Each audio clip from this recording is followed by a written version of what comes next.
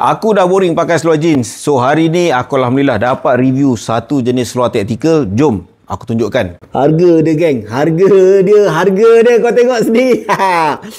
Siapalah yang tak mampu. InsyaAllah seluruh rakyat Malaysia boleh beli tau. Pertama korang boleh tengok sendiri material dia bentuk kotak-kotak macam elemen ripstop. Dari sudut keselesaan material, aku boleh bagilah 6/10. Yang 10 tu level kalau rasa tu nak tertidur tau.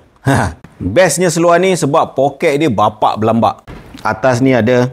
Yang ini kita buka, masuk pun boleh. Yang ini ada zip, masuk pun boleh. Kedua-dua ini tak bercantum poketnya.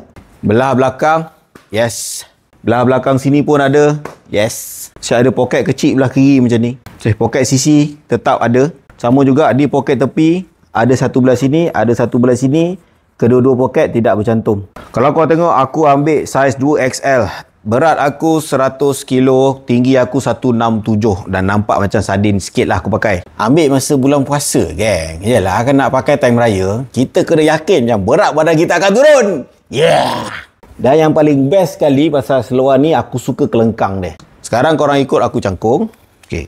Bila aku cangkung, korang tengok di belah kelengkang ni, dia ada apa, diamond shape ke apa, aku pun tak tahu nak cakap.